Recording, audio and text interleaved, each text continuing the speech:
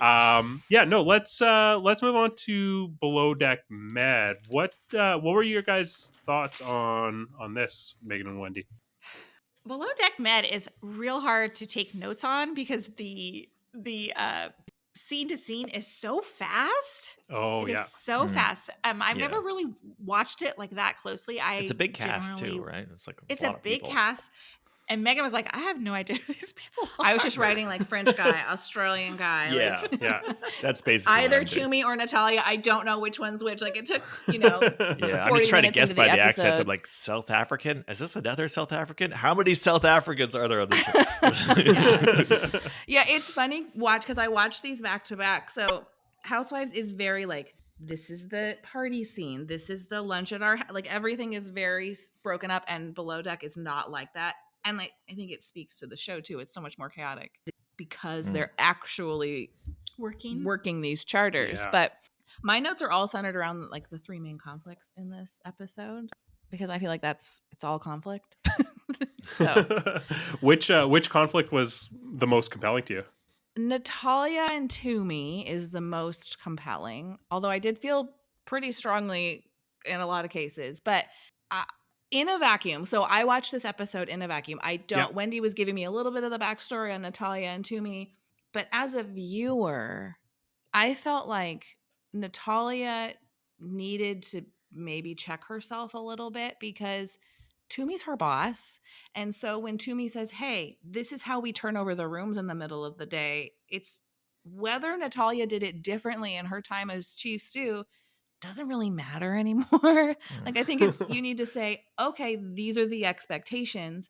And when Toomey says, hey, I'd like to have a conversation, and Natalia says, I'm not speaking to you. We can speak through Kyle. I thought, who talks that way to their boss? Right. And I get it's compelling TV, but I felt like Toomey did try and come in with a little bit of kindness and grace in spite of being incredibly frustrated. And Natalia at no point returned that.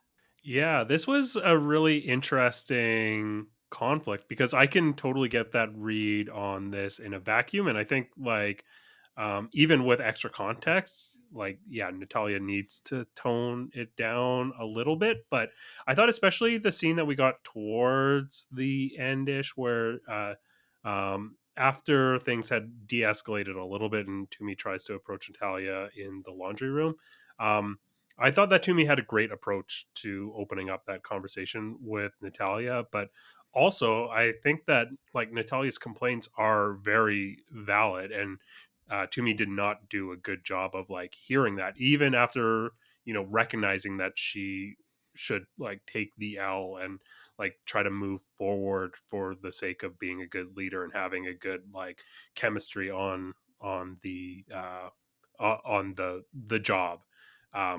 You can't like go back in time and remake the rooms or like unsend the text or whatever. So like you just have to like find a way to move forward the best. And I don't think that Toomey did a great job of that.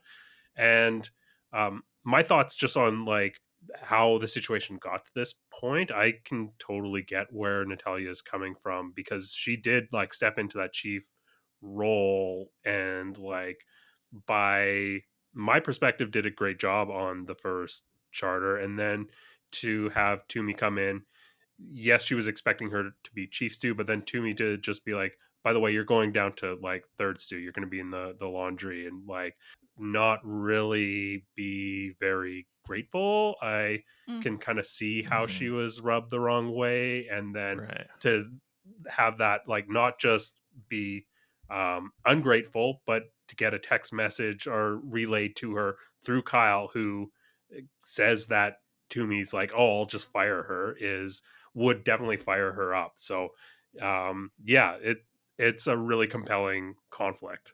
And let's not forget about the third person in this conflict. Kyle. He's the biggest problem in the conflict, I think. I mean, they all have their issues, but Kyle is being so two-faced. Like he goes to Natalia and says the shit that Toomey said and then goes back to Toomey and says that stuff. So like, I don't understand how these two women are not realizing that he is like the common factor that is causing so much like miscommunication and toxicity and, I feel like Kyle just fucking loves it too. Like he just Oh relishes yeah. being the intermediary, and he makes sure he's the one, you know, organizing between people who are in an argument. It's like he just seems to love that role. Well, that's what I said. Like he wants to stay relevant. Like when she, he Right. as long as they're mad at each other, they're coming to him. So Yeah. he's in the mix. It's wild to me because Natalia and Kyle worked together last season, Mhm. and they fought a lot too. So like, I'm like, why is Natalia like confessing to Kyle or venting to Kyle? She has experience knowing that Kyle's going to turn around and say whatever she's saying or repeat what she says to the chief. So uh, Natalia needs to be smarter. Yeah. I actually like yes, I also lay some blame on Kyle. I think like maybe Natalia feels a little trauma bonded to him. Like they Mm. went through a season on a yacht together, and so she perceives their bond as being stronger than maybe it is. But I think a big like culprit in this situation is Sandy. Like I feel like this situation Mm. would not have been the way it was if Sandy had her shit together and had the boat in order when everyone came on. Wouldn't have set like Natalia up to be disappointed and fail. And it's just like a complete mess that Toomey has to come into and navigate. And like also knowing that Toomey doesn't have experience as a chief stew, that she's going to have to navigate this brand new situation. She's really setting Toomey up for failure Mm. as well. Mm. And I like Toomey's not really hitting the ground running. Like she runs to Sandy almost immediately, indicating that she can't like handle her crew. But yeah, it's just a mess. And I think like a lot of it has to do with the fact that Sandy just doesn't have her shit in order. Well, in terms of Sandy too, I really hate her management style where she's like, I'm going to be hands off. You guys need to figure it out. And that goes Yeah. too far because it's like imploding and it's never figured out. And then Sandy's like, she's going to end up having to fire one of these people. Maybe. Yeah. I don't know. I just don't like Sandy's management style. Captain Lee would Yeah. never. He would have had like, I don't know if you guys watch this show, but Captain Yeah. Lee would not have allowed this bickering to go on for so long. It's whole 2 it's days. true, but like Captain Lee also has like a relatively hands-off management style, but he like seems to handle it better. Like I don't know, he's able to handle his leads better than Sandy is, because he makes it known that, you know, if it gets to a point where it's coming to me, I'm going to deal with it, and that's how it's going to look for you. Whereas Sandy is like, okay, she's very wishy-washy and hands-off, and then like people come to her, like more problems end up coming up to her, and she doesn't give good solutions. She just like kind of pushes things back off. I agree. It's it's a mess. Yeah, that was kind of my read on it too. I'm also like Megan. I'm also coming into this show for the first time. I've never watched it before. I'm just getting into Below Deck, even though I was pushing to include more Below Deck because I'm starting to really like it. But not knowing the broader context, my reaction to Natalia versus Toomey was basically the same as Megan's. Like I feel like Natalia was the one who was getting too defensive and too angry, and that again, yeah, like that is your superior officer. There has to be like some sort of, you know, chain of order, or it's just not going to work. And the fact that Natalia's the one, like, it's not like Toomey's coming to her and being like, you did the work wrong, and chewing her out. Natalia's like, oh, I heard you thought I did the work wrong. I'm going to call you on the radio and be like, come over here and talk to me. Like, what the fuck are you doing? Like, and I think that Sandy should have handled that way better, because it is the captain's job, I think, to enforce the order, because otherwise it's just going to break down and it's just going to fall along personality lines instead of like chain of command lines. If you just say, oh, you guys work it out, or to say to Toomey, you apologize to her, which I thought was a really bad read. I think like the captain's perspective should be like, first and foremost, you know, you don't talk to your superior officer that way. So let's like just reinforce the structure of the workplace, like first of all, and say to Natalia, if you have a problem with like the way that Toomey is handling you come and tell me about it. You come and tell Mhm. me, and then I'll talk to Toomey. You don't just go directly and start shit with her. So yeah, I just in this episode, out of context, it felt to me like Natalia was the bigger problem, but also more broadly that Captain Sandy was not handling it well. I do agree with you guys on that. Do you think Sandy's going to end up firing one of these two? I think someone is going to leave. I don't know whether it's going to be a firing or if it's going to be someone walking. But I guess it's hard to say because Toomey was on Below Deck Down Under, right? And Natalia, Mhm. this is her second season. So, if one of these was a returning Yachty and the other was new, I would put money on whoever the new one was being like uh, leaving. But I didn't watch Below Deck Down Under, but I did watch the previous season of Below Deck Med, so I'm familiar with Natalia. I don't know what the reception was on Toomey and if she is much of a favorite or how she's a bit more like unpredictable in like my mind because I just don't have the context on her. Yeah. So I don't know what is going to happen here. It's kind of up in the air. This is why Below Deck is one of my favorite shows to watch. I just love it. I love it so much. I'm telling you, Appointment TV. My husband and I watch this on Monday nights together. It's just so good. Well, and So there's good. Yeah. it seems like there's more actual stakes. I mean, I understand like Sure. they're on a show, but they're also doing a job outside of their job as reality TV Mhm. stars. Mhm. Yeah. So the stakes Mhm. are a little bit higher. And there's the fact that people get fired on this show. Like people like get fired mid-season. So it's not like you don't know week to week whether someone is going to actually make it through the week. They can actually amp up the drama to a point where we see someone like leave for good, and Mhm. that makes it extra compelling. Yeah.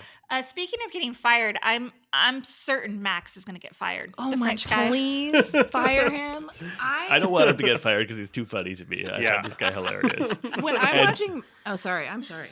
No, it's fine. This is actually some of these things in these shows are like especially relatable to me too, because I work in the hospitality industry, so I see some of these like relationships, and I'm like, oh, this is too relatable to me. But Max in particular, where I work, I've got lots of young French guys working for me, and a lot of them are just like this Max fucker, who are just basically have this perspective of that like work isn't real. Like you're just here to do a job in theory, but you're basically just here to be here. And I just find Max hilarious, and I know exactly how fucking frustrating it would be to have to work with this guy, but to just be able to watch him is a delight. I find him really funny, and I love how like right at the start we got this bit where he's like struggling to communicate, and his coworker is like, oh, take the passerelle and move it, and he's like, what? I don't understand. Like passerelle is literally a French word. Why is that the one word you don't understand? This makes no fucking sense. He blames all of his. He's like, well, on friendships, we don't have this problem. It's the Americans that are causing the problem. And I was like, first of all, I guess Captain Sandy's an American, but Yeah. it's not. Anyway, the Chandler Bing gif where he's like, shut up, shut up, shut up, is how I felt about Max this entire episode. Although I will say, some really funny one-liners came out of their interactions with him, where she's like, we can't just sit around and wank, like get up your ass and climb up this hill. He's funny, but so frustrating. Like they just need to drop him over the edge at some point. Yeah, I really loved that line for, I think it was Haley right at the end when they're working together, and she's like, can you just shut up just a little bit? Yes. Just a little bit. Yes. I really enjoy the deck team on this boat. Like I love like the two strong girls, and Laura is probably one of my favorite deckies. I just love the stuff that she says. She's so funny. She's Yeah, like, I got kicked in the dick or something. I don't know. It's great having Laura and Max because they're total opposites, where Max is totally like work is fake, it's not a real thing, and Laura's like it's just all work. Like we're here to work. Everybody's here to work. And just like total polar opposite perspectives. I love it. I love Yeah, it. he's the perfect foil. Yeah. Now, do you think Luca is over his head a little bit as this new bosun? He was on Below Deck Down Under last season. Oh, okay.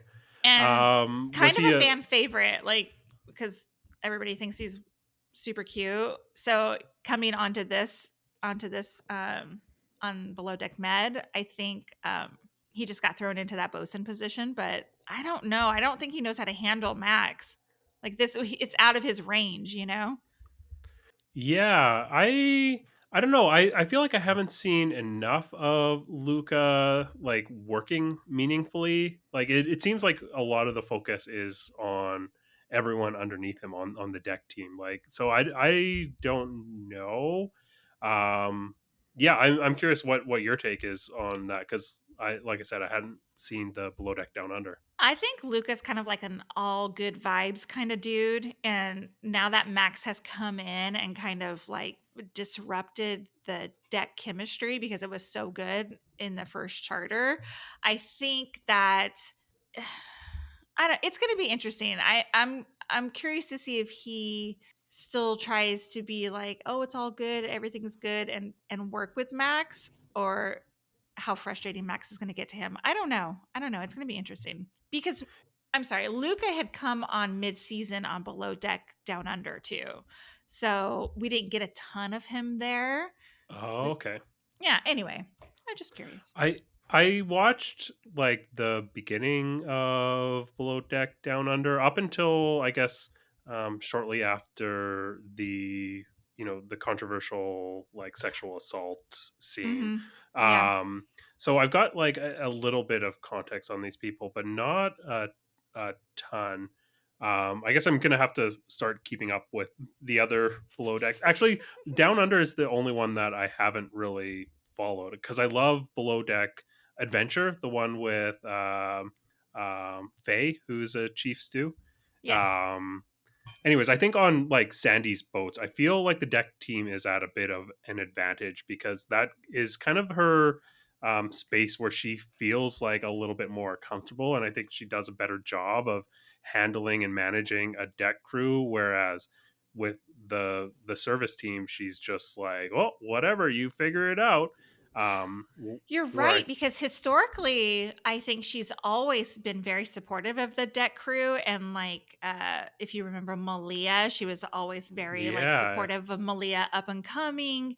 And on the interior, like her and Hannah used to go head to head all the time. Yeah. So that's a really interesting take. Yeah, I think, and like she firmly came down on the side of Malia in that, and I think that was, I feel like Sandy and Malia were dead wrong on that, and mostly because I'm just really disappointed because I think Hannah was one of the best chief stews, and love Hannah. these shows are really like driven by the chief stews on these shows. I think like if you've got a good chief stew, that's what makes the show for me at least. Like I think Kate Chastain is one of the all-time best reality TV personalities that has been on Bravo or anywhere else in my opinion. Hannah was fantastic. I like Daisy on Below Deck Sailing Yacht. I think Faye is great. I'm a little like lukewarm on what's her name on Below Deck Down Under, but Aisha.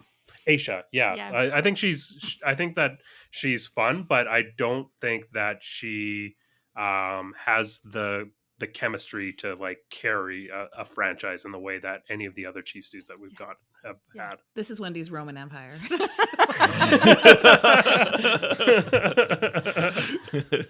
So what's your favorite Below Deck franchise? I like Mediterranean. I like Sandy's. I don't love Sandy, but I don't know. I think Mediterranean. Oh, I do like Sailing though too. Yeah, Sailing's really good too. I like Captain Glenn, and Gary's problematic. So there's so many. There's so many. You have and they like start right after it. There's always a Below Deck There's on. always a Below Deck on. Yes. Yeah, and for a while there was like 2 episodes. I think Sailing Yacht was it that they did like they released 2 episodes a week or something like that. Yeah, they were. It was a lot to stay on top of. They just had There's so much. There's no shortage of uber wealthy people chartering boats, evidently willing to have their lives filmed. Well, that's the final interesting thing to me is the editing of the guests was really interesting because up until the final dinner scene, we got like the tiniest snippets, like they'd order a coffee or they're walking and shopping and we get 2 out of context lines. And I thought it was so interesting. They're like, we don't really want you to buy into these people because they're going to be gone, but we just want you to see what's happening. But that final scene made me so uncomfortable with the tofu. Mm. Oh, the pan-fried Yeah. tofu versus Yeah. breaded tofu. And I'm over here, I'm Yeah. like, that is a legitimate method of frying something. Right, You that's were what I was thinking too. unclear. Like, Yeah. yeah. You Like, did not it's- say bread at first. Yes, Right. It was it's not fine clear. to want what you want, speak up, but that isn't Yeah. what you said. So Can you even imagine? I'm just not this person, but I wouldn't be like, bring the chef to the table, Oh, please, gosh, because I would Oh, like yeah. to rip him a new one. I would rather jump over deck than Me say something too. like that. I would be mortified. Yeah. there was a hair in my food. I wouldn't ask to speak to the chef. There's nothing you could do.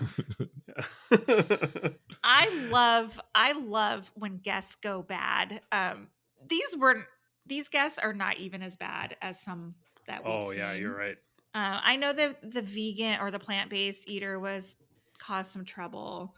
She likes what she likes. And this is one of those moments you kind of feel like it's probably been building up, right? She's like, I know I'm getting a subpar experience because they're cooking these full meals for everybody and then they're having to make an alternative meal for me. And Right. it's never quite as good. And I'm just tired of being kind of the afterthought. And I just want this easy to make thing. And it didn't come out the way I want. And I could feel her frustration coming through in that moment. Mhm. I get it. But the semantics were wrong.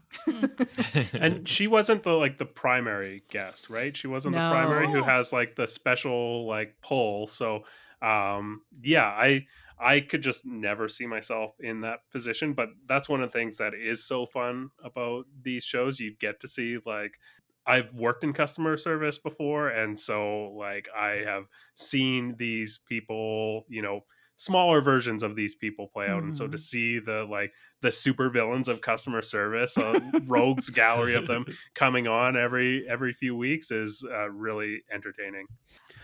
What was I going to say? Oh, my husband and I always have this running joke when we watch this show. We're like, what would you order? Like, what would be on your preference sheet? And ours is always like, put some chips and dip out and like leave us alone. We would be fine. Like, we don't need to be catered to. I don't need a seafood tower. I don't, whatever, I'm like, just don't Yeah. serve me kangaroo, which they served on Below Deck. Oh, no. Down Under last season. But it's so funny to watch these guests come on and be so demanding. Yeah, it's crazy. One of the things that always stands out to me on these shows is the parties too. Like Yeah. they always request like theme parties, and like how great of a themed party can you have on a boat? Why is that not a good enough theme? Like just being Yeah, the boat on a is yacht. the theme. Like, Yeah, we're at exactly. sea. Go out. It's beautiful. I feel like that's enough. I would Yeah. never expect like the deck crew or the interior to be like, now entertain me. Like Yeah. I don't need you to put on a comedy show or whatever. Like, no, leave me Mhm. alone. I've seen a handful of other Below Deck episodes, and they have, and I don't know if it's the same on this because we didn't really see it, but they have one person who's in charge of like tablescapes, and their whole thing is like all the Oh, yeah. decorations they bring, and I think what a waste of time. Like, put beautiful flowers out, but I just think you're paying this. Surely there's a better use of this person's time on this boat with limited space. Well, Sandy always has a hard on for like, it has to be great tablescape. Oh. Always. And she was always on Hannah, remember? Because Hannah was Yeah. not great at it. And, but they haven't really like focused a lot on that this season. I just don't think the Yeah, guests care. No, I wouldn't care either. You can have like this like perfect like 10-course meal come out, but if there's not enough of those little glass beads, Sandy's like, Exactly. oh, service needs to step it up.